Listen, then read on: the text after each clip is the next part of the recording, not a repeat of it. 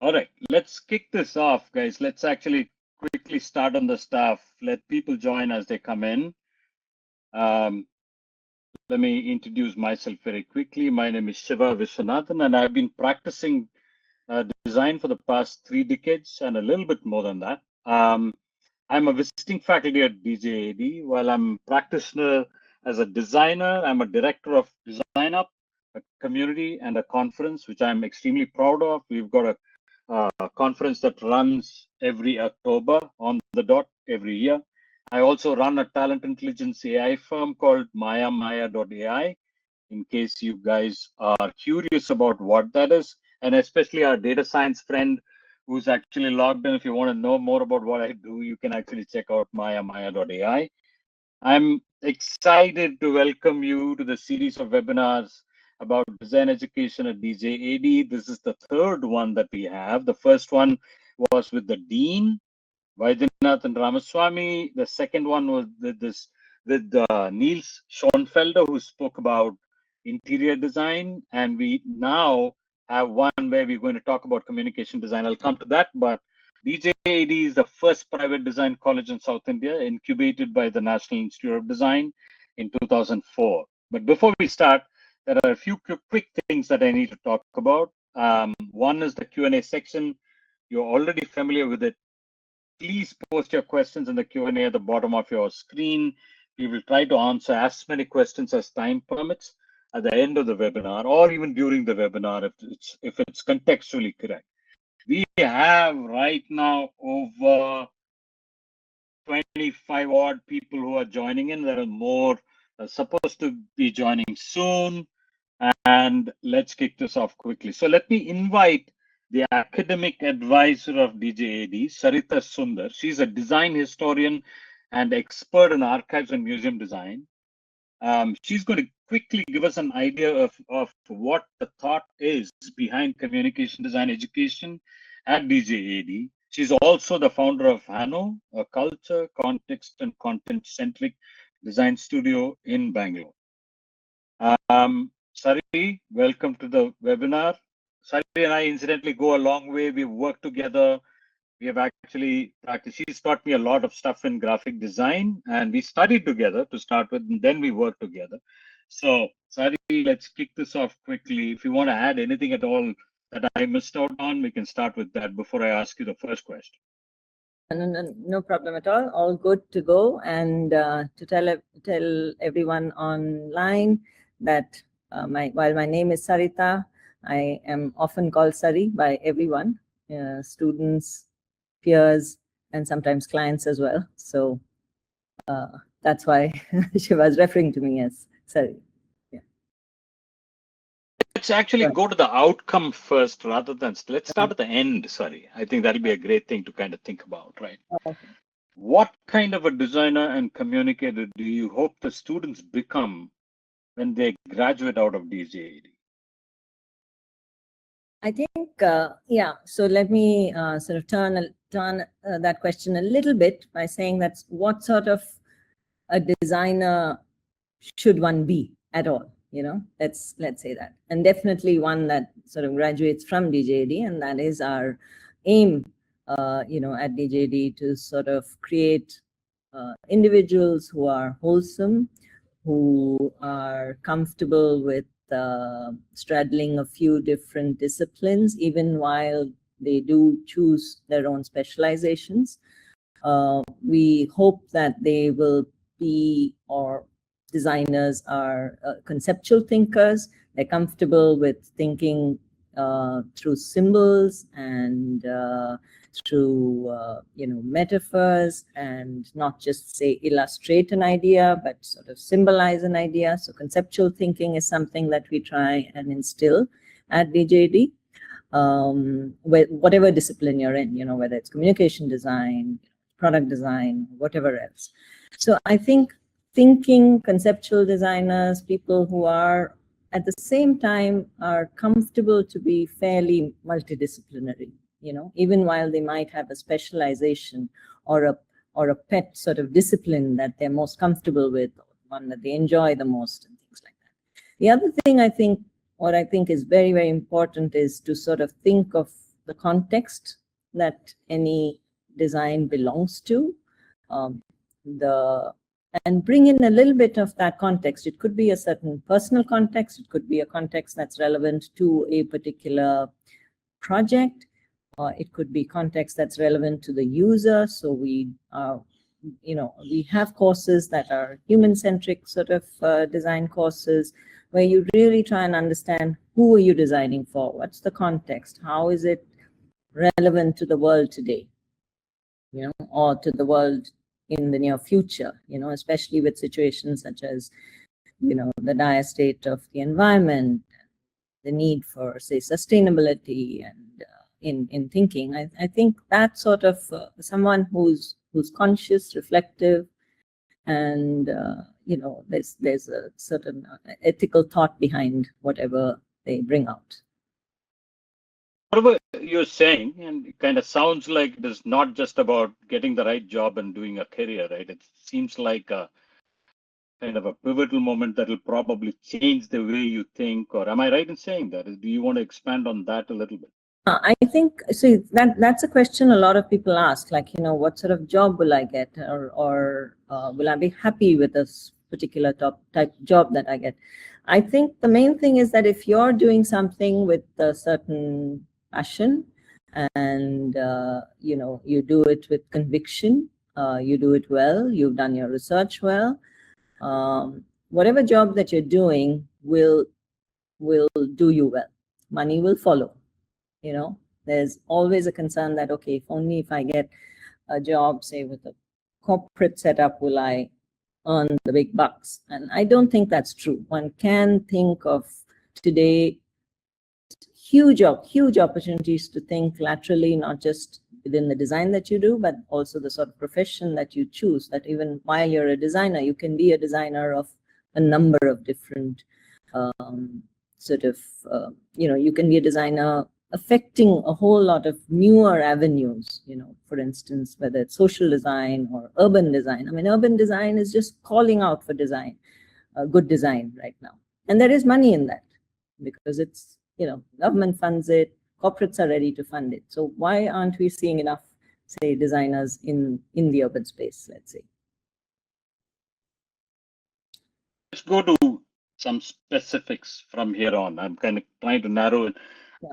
Given your interest in design history, how do you bring in cultural context and local narratives into the classroom? This is very specific to even where DJAD is located. I'm Tamil, proudly so. And actually there is a story there. There is a story about DJAD being located in a place and connecting to the the local narratives of sort. It's also about taking the fear of the regional vernacular and also local partners and partnerships that kind of take the design to the next level. What happens from that perspective at DJAD? I think DJAD is so uniquely poised geographically at this point. Being in a city like Coimbatore, which is culturally extremely rich. We're also very easily accessible by, whether you're from Karnataka or Kerala or, even Andhra Pradesh, and you're a hop skip from any of the North Indian states as well. We are located in what is arguably the industrial hub of Tamil Nadu, possibly in that belt of South India as well. So there's a richness of culture, there's a richness of industrial sort of setup that's there, and given that, I think it's just perfectly poised to open the world out for a bunch of young graduates or young graduates who will graduate, but also for our students who, through the 4 years, we attempt to take the students out of the classroom in whatever way we can. So, for instance, we have courses like art, aesthetics, and culture, where we take them to, say, a nearby weaving unit. Just this January, we had someone from Kerala come in, and a traditional craftsman, a shadow puppeteer, who taught students not just the sort of the techniques of shadow puppet making, but also narrative, shadow, how do you create stories and things like that. And they not only created, say, traditional narratives, but they also created this very, very avant-garde, very, very funky, short little story, all in the space of a week or so.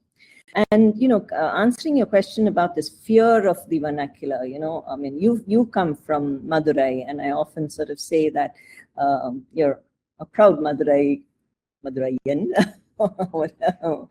And my roots are in Kerala, and a lot of what I do does stem from having at least sort of gone to Kerala for my holidays and things like that. And I do believe bringing that into anything that I do, any sort of work, or has only enhanced the quality of whatever I bring out. And I think once you have a story that's richly contextual, very local, it's very, very easy for that story to go global. So, and I'm also sort of repeating something, sort of a conversation that I had with Suresh Eriath, who was with us, the very well-known animator, in January. And, we were talking about how he brings in this very, very local aspects, very everyday sort of storytelling of everyday people on the street and things like that. And it's so easy if you bring in the right passion, you have the right storytelling, you do it with the best of technology, because that's something that I think we can have access to anywhere we are in the world.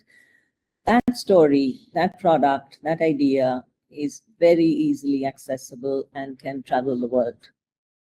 And I think that is what the uniqueness is. And I think that's something we should sort of lean into rather than shy away from. I think we are moving on to the pet peeve that we've been talking about for a while now. I think visual design, or rather, unfortunately, communication design has become visual design, and visual design is largely around the idea of what you see in Behance and Pinterest, and actually creating something that I would think is more visual rather than conceptual. How do you teach students to think more conceptually and not just execute visually from stuff that you've already seen before, or like stuff that you've seen before? I mean, I think one is that we do try within the institute, try and incorporate some amount of lateral and supportive courses. We try and introduce, we have a very rich library with, every time I visit there, I'm always finding some book of interest for me. And I think reading widely, watching films, having a curiosity about things is paramount to be a good designer to start with. And to shake away from the idea of a final outcome, which is this one visual, clean, beautiful, aesthetic product, which often gets lost because of its sameness with the next product next to it, and that is, I think, true not just of communication design. I think it's true of even product design. Today, a microwave design looks quite similar to, say, a television in terms of its styling and things like that, right? So how does one sort of break away from the sameness? How does one break away from the idea that the visual is paramount, or the sort of the eye is paramount? And I think in the idea of storytelling in visual design, storytelling in product design, in interiors, and I think that is the differentiator. And for that, we do have courses that help to train students to do that. So for instance, we have courses in, semiotics, which is the study of signs, SIGNS, like what does a particular, say for instance, what does a triangle mean? Or what does a circle mean? And what does a square mean? Each of these have meanings, whether they are from, South Africa, or whether they're from South India or from North America. So, training students right from the first year onwards, from foundation itself onwards, to start thinking and looking at things conceptually, and not emphasize this end outcome is something that we try and incorporate into our curriculum. We have courses like a design process, where again, we are thinking, we ask students to say, create quick and dirty prototypes, take risks, because, you know, it's that phase of a design process where ideation should be free. So I think it's that balance of, yes, of course, we want our fourth years to create things that are well finished and out and ready to sort of hit the markets. But I think the process that a student will take to get there is such that they go through as much of sort of exposure to what the world is around them, to different ways of thinking, to literature, to films, you know, local films and things like that. So I think that it then becomes natural. It almost becomes a language that you use. And at the end of the day, visual styling it tends to be faddish. It stays for a while, and then the next big thing comes up. So the Pinterest of 2000s, if we had Pinterest at that time, I don't know, but to 20 years later would be different. You know? And it's oftentimes it's very, very specific to a particular time and a particular style. Freshness, I think, comes from grounded research, some amount of grounded thinking, conceptual thought, and things like that. That allows for freshness, I think. I think it's localization, culturally good research, interpretation, ability to generate ideas out of that, somehow build narratives and storytelling, like you said in the last question. Yeah. And eventually you add the right critical thinking to it. There is something unique that will come up, which is probably different and good. And I think it's okay to take time to reach a place where you can deliver that. And I know that TJ kind of works on building that towards, right, cool. Then let's go on to the communication design curriculum itself. What are the core foundational skills that the student, you know, are exposed to in their early years? So, so communication design as a broad discipline can cover anything from, say, graphic design, which incorporates, say, branding and publication design, typography or type design. You could sort of veer towards something like user experience and UI, UX and user interface design. You could veer towards animation and filmmaking or motion design. Or you could specialize in, say, illustration or photography or videography of sorts, right? And what is critical really is that you, in some way, choose the communication design stream that matches both your natural inclination and what you enjoy doing. You know, what's the sort of work that you enjoy doing? But we do have foundational courses in the first year that is across disciplines. But in the first year itself, you are introduced to some amount of things like visual design or elements of graphic design and things like that, where you learn very basic things like, you know, how do you create a composition to emphasize, say, a particular idea? It could be something like tension, or it could be harmony, you know, and how does using a combination of black and white sort of spaces, circles and rectangles, how do you then create a composition which conveys tension versus something that creates harmony? And it's as simple exercises like that that you build up before you, say, get into, say, something like brand design and identity and logo design, right? The other courses that we do have, and I think what's wonderful is that we have a very strong typography courses, which are introduced a little bit in the first year, but hugely in the second year, that is the first year of communication design. So we have both typography design, which involves, you know, things like creating a form or a poster or an advertisement or something like that. And then we also have type design. And interestingly, we've had a whole lot of alumni who've been very, very successful, who've been award-winning type designers who've created their own fonts in Tamil, in Malayalam, in Devanagari, and in English. And these fonts have been accepted by Google, and whether it's Google Fonts or Monotype, these are the sort of font, the companies that have types, right?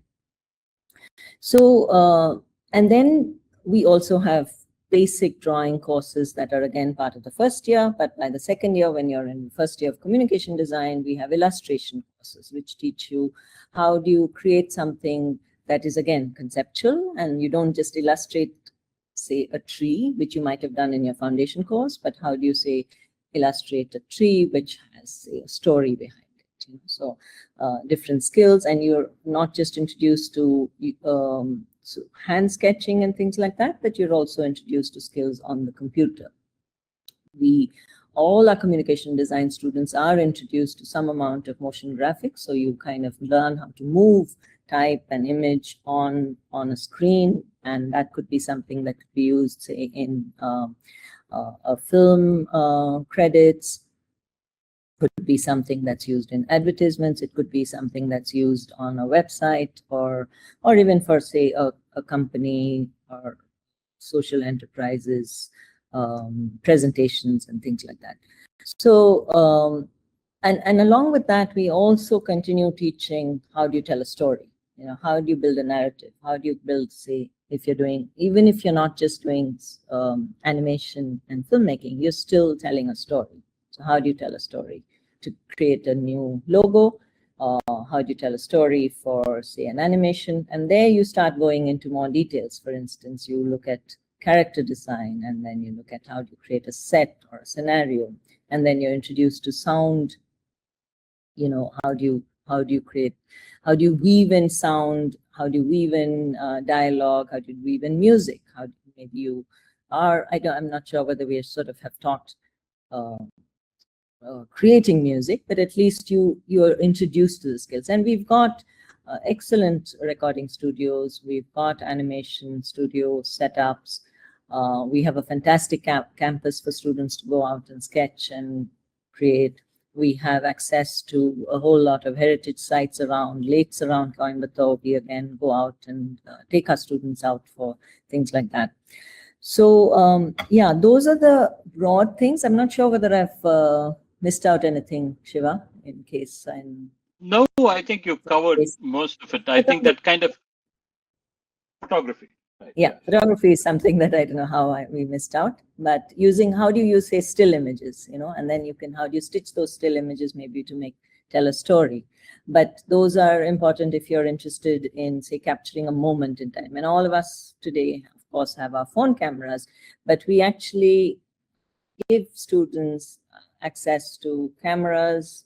We've often got some of the best photographers in India to come in and teach.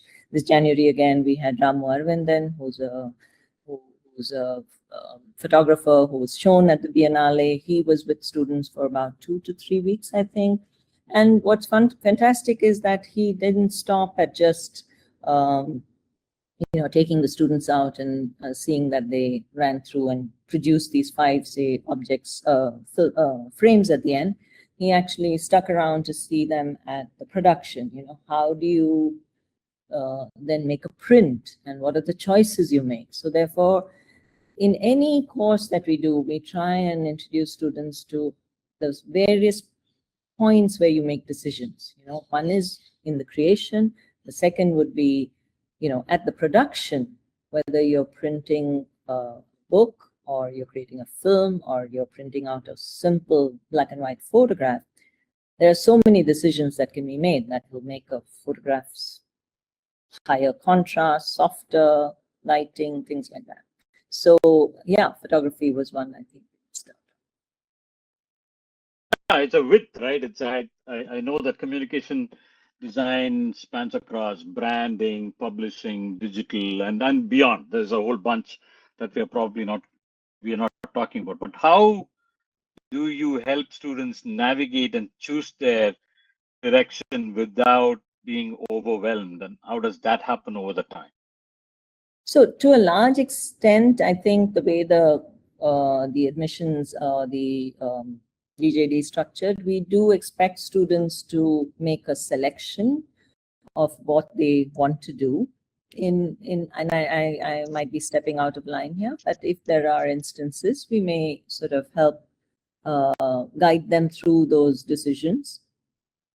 Again, it's likely that you have made a selection on the basis, I mean, without really understanding exactly what say animation is, or within the communication design discipline itself, it's very easy for you within the 4-year program for you to make a choice and maybe select your projects so that they build to your strengths, build to your interests, and things like that. So if you are, say, for instance, someone who enjoys, creating visual systems, you have a great eye for typography and layout, and you enjoy, say, taking a complex idea and making a simple sort of striking imagery, then pure graphic design might be the place for you. If you are, say, interested in human psychology, you like, say, solving problems, not that you don't solve problems in other places, but you enjoy creating very, very user-friendly digital experiences, then possibly UI, UX, and user experience design is something that's more up your alley. If you have a natural inclination to sound and music and have an inherent sense of timing and rhythm, you like storytelling, then we sort of expect that students with that sort of passion would be going towards something like animation. And then again, if you like post-production editing, you like spending time for that sort of thing, then maybe you could move into something that's closer to, say, motion graphics or something like that. So we do have mentorship within the institute, and we are planning to build a mentorship program wherein every student has a faculty mentor or someone whom they can sort of see their journey through from year 1 to year 4, and help them sort of navigate, help them make decisions on, what sort of courses. Well, while we have structured courses, the last few courses are things that where you have the flexibility to make decisions and make selections. And especially during your final diploma project, that's another opportunity for you to sort of delve into the area of interest that you are particularly interested in and want to focus on. So how do you expose them to kind of real world practice? Like, for example, are there live projects, collaborative projects with actual people and businesses that are outside, or, and also readying them to work within constraints like budgets or clients or timelines? How do DJD students get to know these? So right from the second year onwards, we do try and introduce real world sort of problems. So for instance, it could be as simple as, say, a signage system for a hospital in Coimbatore. And we have done that in the last year. So how do you create a signage sort of wayfinding within a hospital? So that would involve students interviewing people within the hospital, going to the hospital, observing how, say, patients move around, or doctors move around, or services are moved around. And we then help to see how that outcome is created. That's one of the ways. We've also sometimes taken students to, say, schools around our college itself, and helped create environmental graphics and interactive graphics for a particular school in Coimbatore, where they worked with students of that school and created an interactive environmental sort of graphics, as well as various sort of touch points that people could work with. They have visited villages around to look at things like health systems. How do you communicate, say, health systems? So we encourage students not just to, say, create a poster let's say, communicates that your child needs to be vaccinated, but we introduce them to what are the systems that need to be followed for, say, a villager or a parent to take their child to get themselves vaccinated at a child health or a healthcare center, something like that. So what are all the various systems that are there? So we do introduce them to real world situations like that. We have an internship, a formal internship program at the end of the third year, and we try and match the student to their particular area of interest so that they can then work within a studio or an industry. Definitely for diploma projects, I think about 80% to 90% of our students are actually working in real world situations. So any education, I do believe, has to be a combination of pure academics and real world practice, because at one end, being free while you're a student, and I'm sure you'll remember our times when we were students, to be free of the constraints of, we have to deliver something output oriented, allows you to be a lot more conceptual, allows you to be a lot more, fantastical, so to speak, a lot more open-ended, and it allows for the mistakes that you learn from, So, and also allows avenues for a student's creativity. So it's really a sort of a balance between academic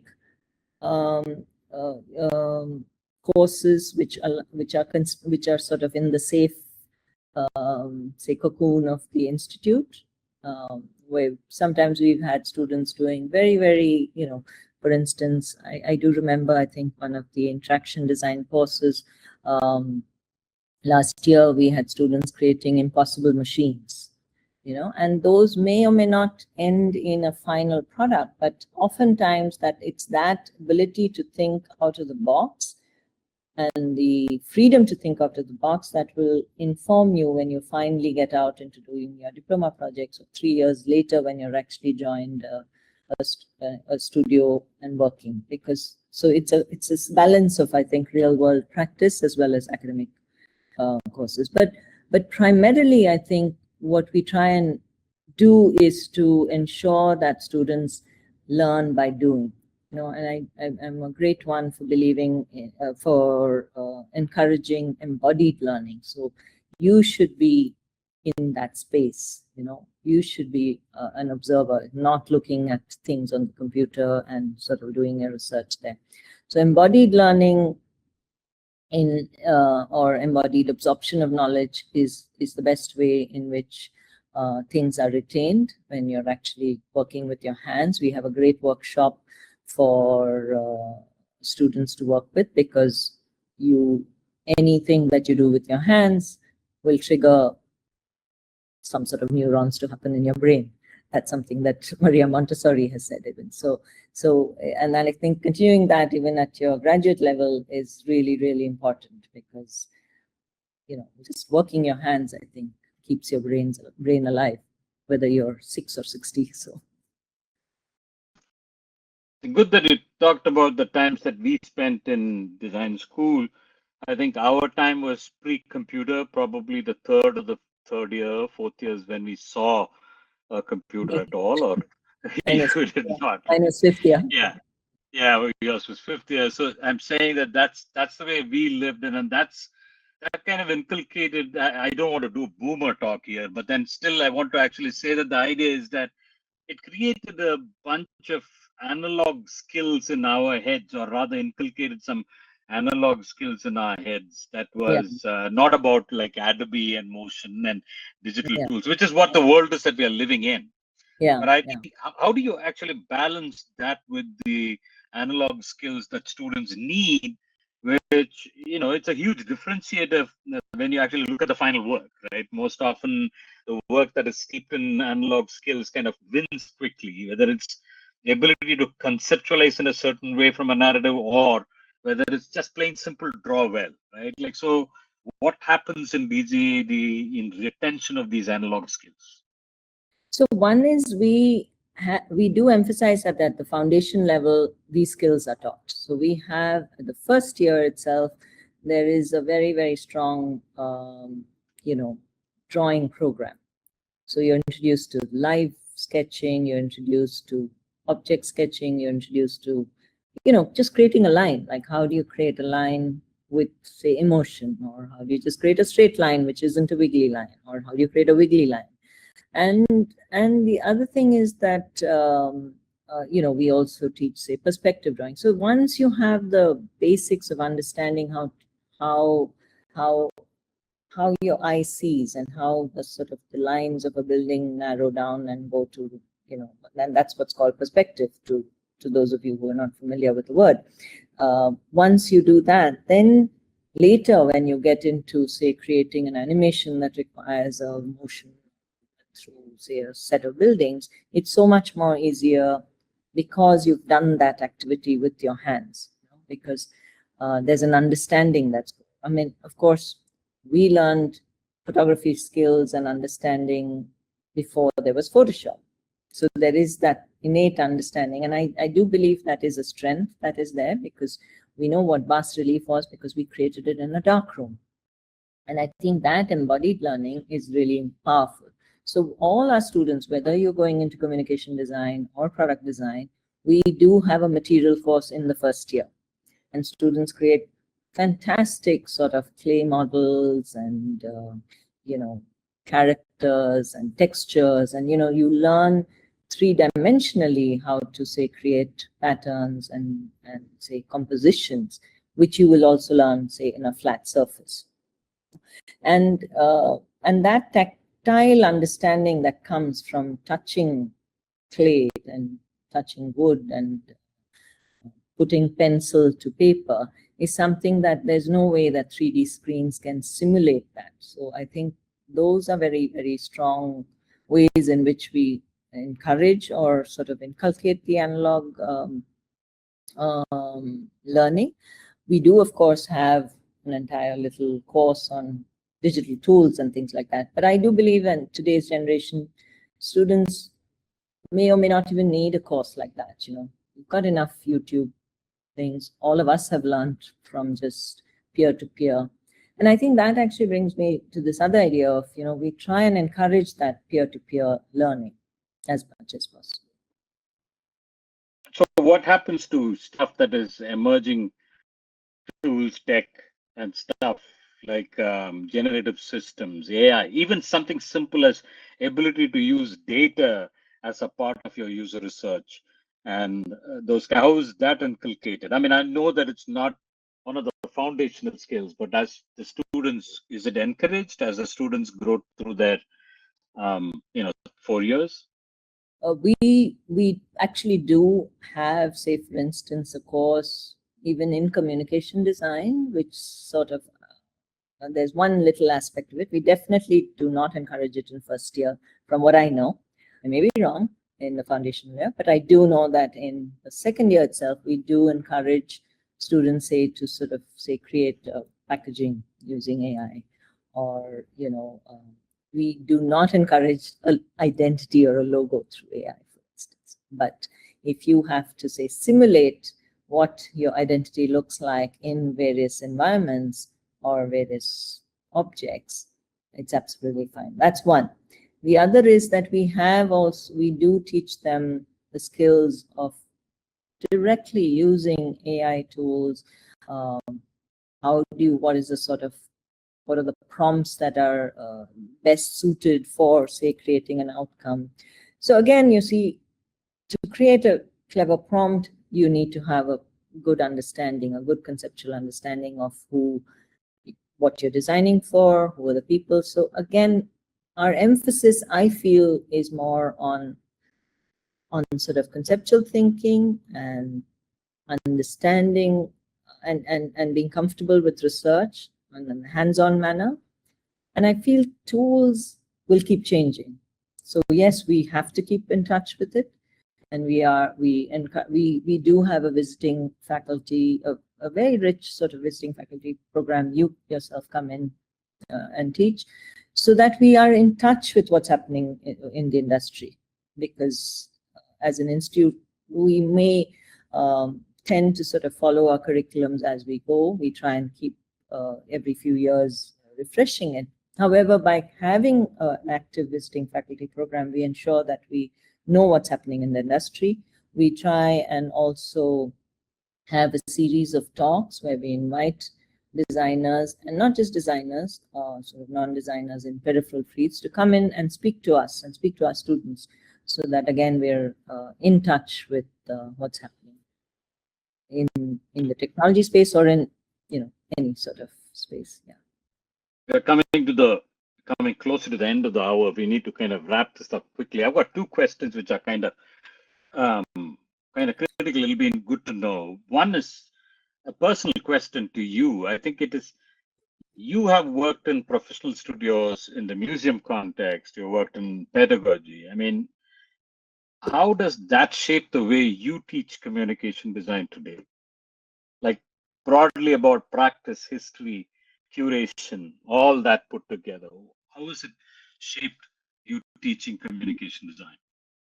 So I think again, there was a point in when I was practicing,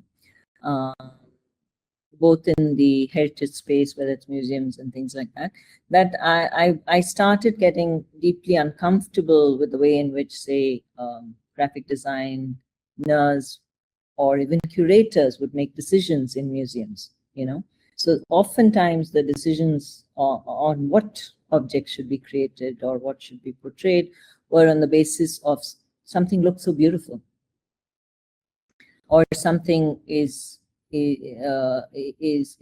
large, it's monumental, and in that, what often gets lost are the smaller stories, which actually are much more intimate and easier to access for audiences. So I think, and I think that has shaped both my work since that realization happened, but also how I try and incorporate those ideas into spaces as well. So for instance, as much as possible, I think to create spaces that are more participative, but are much more interactive rather than top-down.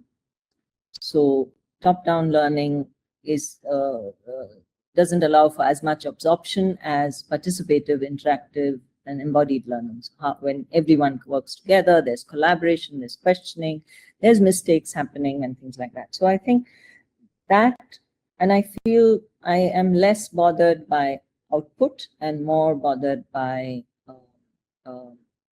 outcomes, maybe, if there's a difference. So outcomes would mean that there is a real change in the way in which someone thinks, in the way in which someone does. Maybe it makes a product makes you move easier, walk easier, or a poster tells you something that is change your realization. I think that is something that I feel is very, very significant. And so, and I feel that conversations are very important. So I think in our educational spaces, we must encourage places and spaces that allow for those peripheral conversations, because learning happens at the edges, it happens in corridors, it happens when someone says, when I did that, that really helped. Or when a second-year student tells first-year students, in my first year, I did this, and maybe you could challenge that. But for that, we try and make our building spaces and allow for our sort of structuring of our courses such that there is there. For instance, in our college, we had the chai, the tea, the chai, what is it called? Bodhi tree was called. Bodhi the big tree, tree under which we had, under which you sat and you had your tea and you spoke to faculty that weren't always teaching you, but you managed to have conversations. And that's where a lot of learning happens. In DJD, we have the dabba, which is this really charming little evening tea shop that the structure of which was created by our GC member Niels, where again there's, you have tea, you have Maggi noodles, students still like that, or your watermelon juice, and there are peacocks going by, and then you talk, and then you say, hey, you know what, in that project that happened or didn't happen. And I think those are the sort of places, spaces, times, moments that we should encourage, and I hope to do that. Yeah. Questions that have popped up in the Q&A. I mean, no surprise, both of them are about AI. The minute I say AI, questions pop up. I should probably say it 5 times more in conversations, right? Yeah, I'll answer. Otherwise, I'm going to give that question back to you. Dhananjayan is asking, given the current pace of web design evolution, do you think AI is enabling more innovation in web experiences? Or is it gradually oversaturating websites with similar design styles? That's question 1. I think the second one is also related. I would actually put both the questions. Probably we can try and answer it together. The second one is, hi, just wanted to ask because you mentioned AI. Thank you, Alicia. Do you think AI reduces design thinking? That's what Alicia asked. So yeah, what's your thought, Sari? So I think the overuse of any technology reduces the chances of your mind and body working well. So your dependence on any sort of technology, using a car makes you walk a little weaker. So if you are thinking of it like that, I feel the overuse, and at the same time, we do need a car because we have to get somewhere really fast. And that, I don't know if that's an analogy that's been used, Shiva, but I just thought of it. But there is a time and place for the car, and there's a time and place for the walking. And in not walking and only using the car means your muscles weaken and you don't get to observe things that you might observe. When you walk, you won't listen to the birds, you won't see the man on the street who needs help, or the cat who's jumping over a wall, or whatever else. So I think that's my answer. I think there has to be a very thoughtful use of technology and AI. But I'm going to ask Shiva to answer this question since you're in a better space for this. So one thing is that I always believe that designers have got to work as curators more than creators when it comes to usage of tech, even if it is not AI, right? Like, for example, if you have conceptualized a larger big system, whatever the system might be, in a poster, the system is actually the combination of the compositional combination of the image, the type, the stuff that it says. Like, I would actually call it, does it inform, does it instruct, does it emote, and does it promote something? Those are actually together as systems. So if you look at the elements that come together, individually, if you think of those elements as something that can be generated out of AI by using AI, and if you can curate it together to make the whole, I think it always works better. I think it works better because it demands you to put the picture in your head before you go and ask the question to AI. And when it actually comes as a one single thing, like, which is, if something like today there's a bunch of, like, Claude has released a design thing, right? Claude.design. Now, Claude Design actually does an entire website by a prompt. I do not know whether that's the right thing. I don't think that it is not going to be, I don't think it is going to be good for your mind, exactly the car analogy, that, it's not going to be good for your mind to kind of do that. Surely not in design. That is done for people who are non-designers to use it. Now, design thinking, like, I'm actually talking to answering Alicia's question specifically. Design thinking is, unfortunately, I hope everybody is vegetarian. I'm going to use the analogy. Incidentally, Goan fish curry in Goa is called fish curry, right? Design thinking in design language is called thinking. So design thinking as a concept was invented by non-designers to talk about design, right? So let's actually, sorry, say that again. In the management space, in management schools. Management space, absolutely, in management spaces and management schools. So what I would want to say is that AI is not an individual contributor, and it's going to take a long time for AI to become an individual contributor. But AI is a great thing to plug into workflows that are complex that you as a designer have thought through. So to curate the method in which you use AI and use outputs of that to build the whole is a fantastic exercise. It's a great exercise to think about than dissing AI and not doing it. If anybody is going to be displaced, people keep saying that AI is going to displace you. AI will take your jobs. No, that's not true. A designer who knows AI is going to take your job, right? So who knows how to use AI well. It is not like there is a term that you guys have heard called as AI slop, or now it's gone worse called AI sludge, right? Which is actually all the junk that you see, which is so-called AI art and AI things that comes up that we are subjected to. So in my opinion, the right way of using AI is actually not considering it as an individual contributor, considering it as a starting point and not as an end point, considering it as something that will actually give you elements and you curate the elements together to make the whole. As a designer, that'll work beautifully. And I think AI, fortunately, it is going somewhere there.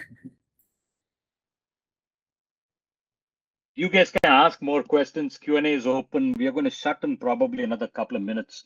We've been a long time talking about this. So if you have any questions, ask us. If what I said, quote unquote, triggered, please go ahead and ask me questions. Challenge me. It'll be good to, and then challenge Sari too, because she did say a lot of things earlier which can technically, quote unquote, trigger. Come on, let's hear some questions. Or if you've even got a comment, if you've got a comment on something that was said, it doesn't have to be a question. It could be an add-on or, yeah. So in the meantime, Sari, there are probably 2 or even 3 different cohorts of people who will be interested in a webinar like this, right? Like one is a fence sitter cohort, which is probably thinking about design, not really know how to do design, blah, blah, blah, that kind of a cohort. That is one, not necessarily. I mean, we had a gentleman who was actually considering data science, but doesn't have a problem about thinking about that's cohort 1. And we got cohort 2, which is probably moved into design, but don't know where to go and do design, right? Like the colleges, and there are too many colleges. What is special about where and how do you learn? That's the second cohort. And the third cohort is completely exploratory cohort, which is not even fence sitting, and they're just possibility of, like, it's almost like saying that I can draw well. I want to see whether this is that's probably how we came into the design thing at some point of time. And so, do you have anything to tell each of these cohorts about DJAD, or how do you proceed from here? I mean, I think let me answer the third one first, maybe because it sort of stays in my mind.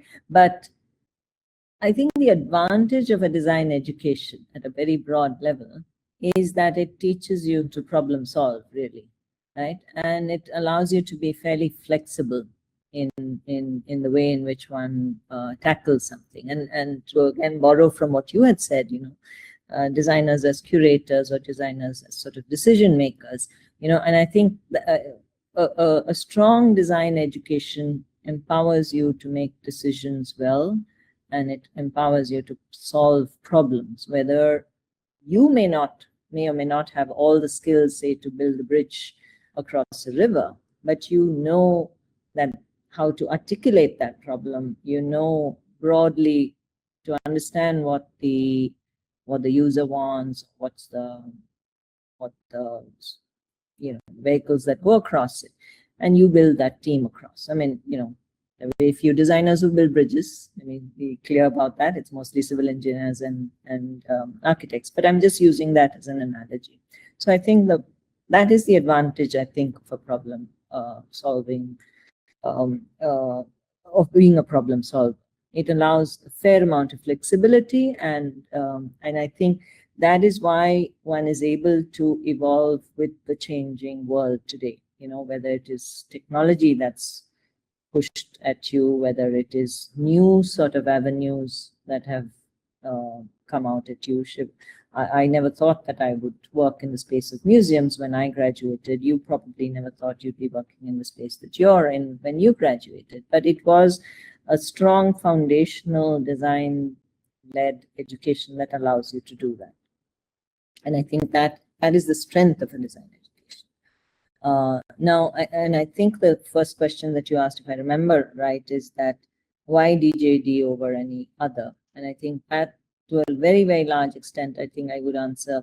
One, there's an advantage. We have a fantastic campus. Of course, we've got peacocks, and I don't know if some of you have visited our campus. It's 24 acres of greenery, and I think nature is a great teacher.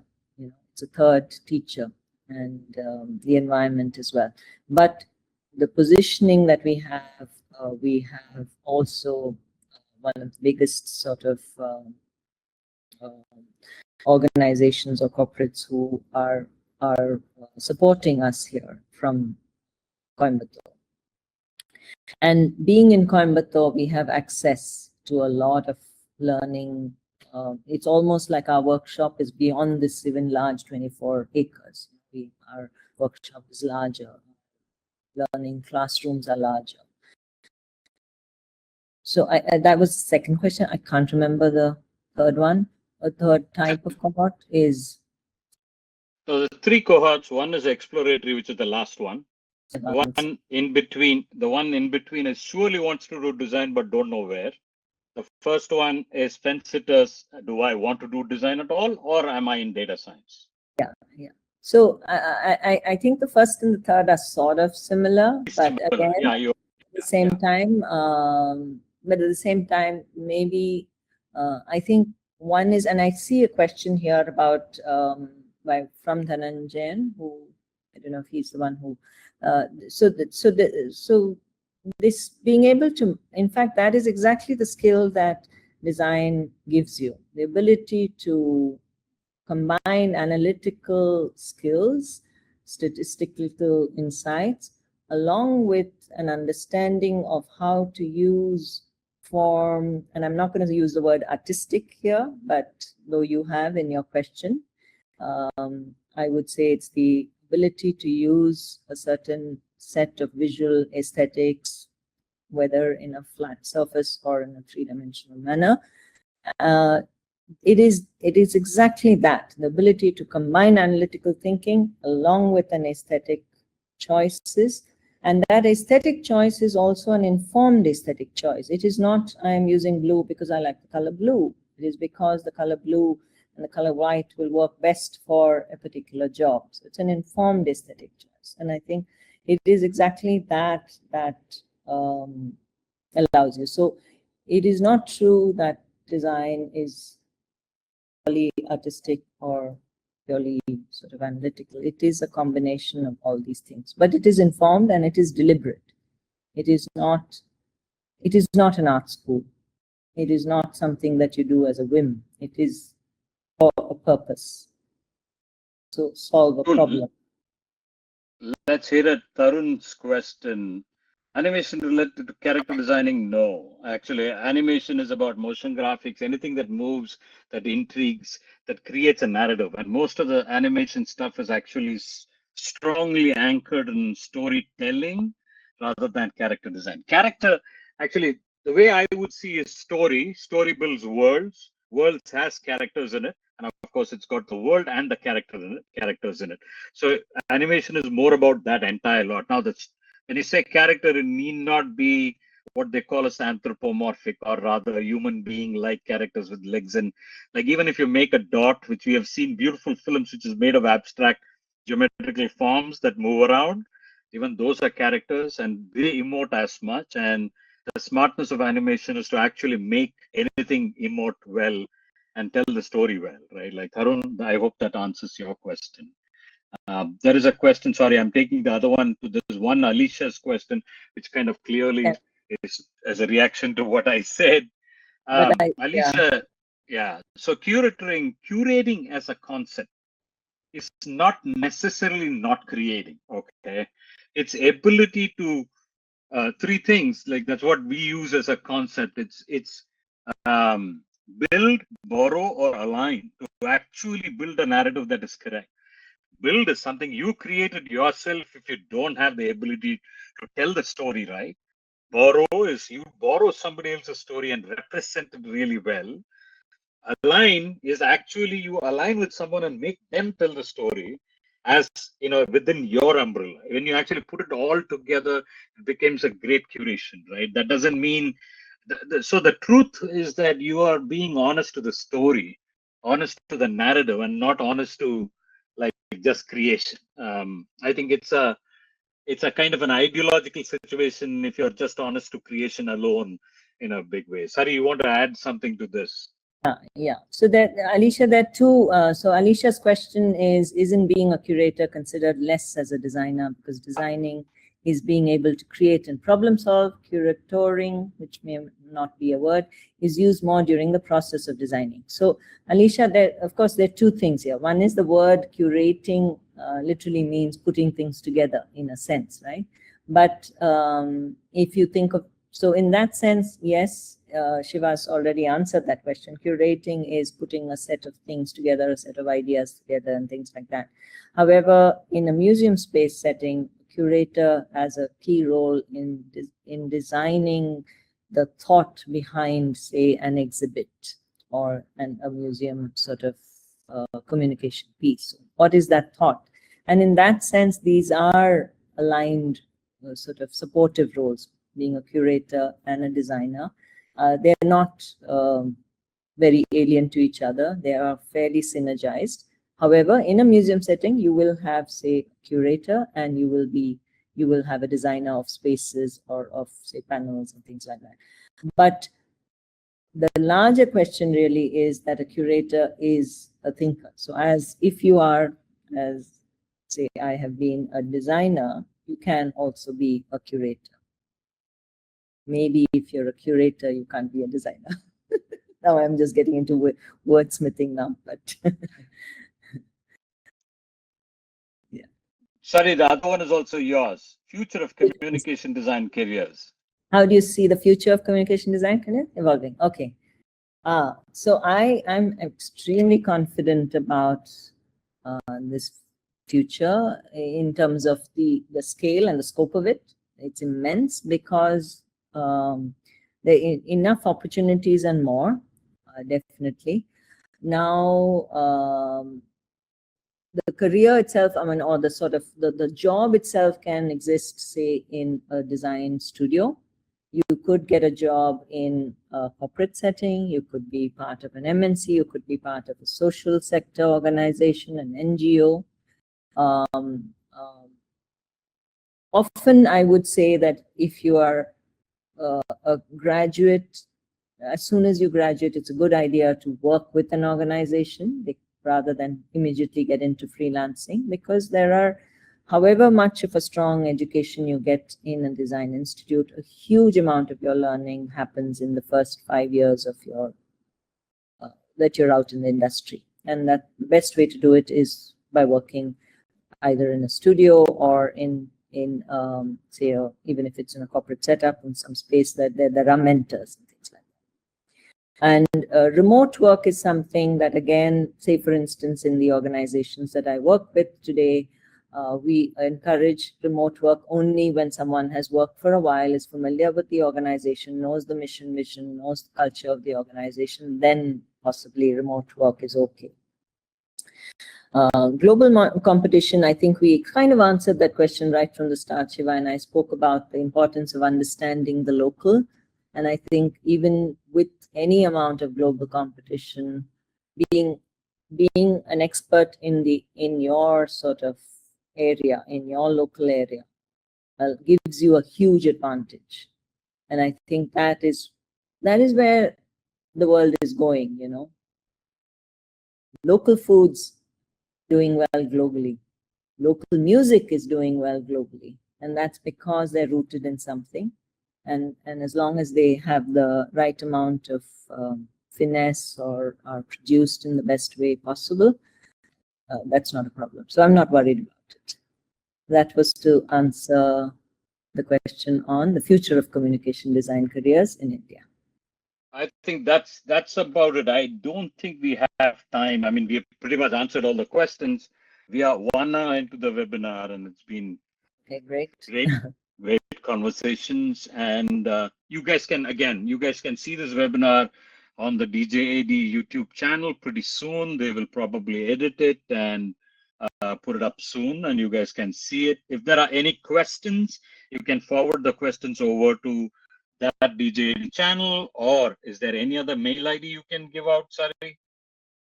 Yeah, I think any of the DJAD contact numbers is good. They will forward it to me. That's not a problem. Or Sarita Sundar at djad.in, is it? I think, whatever the end is. Yeah, I'm happy to answer questions. And sorry if there's specific questions on admissions and specific questions on when things open, PG, UG, both, who do they contact? We have an admissions, can the IT person sort of put it out into the chat, please?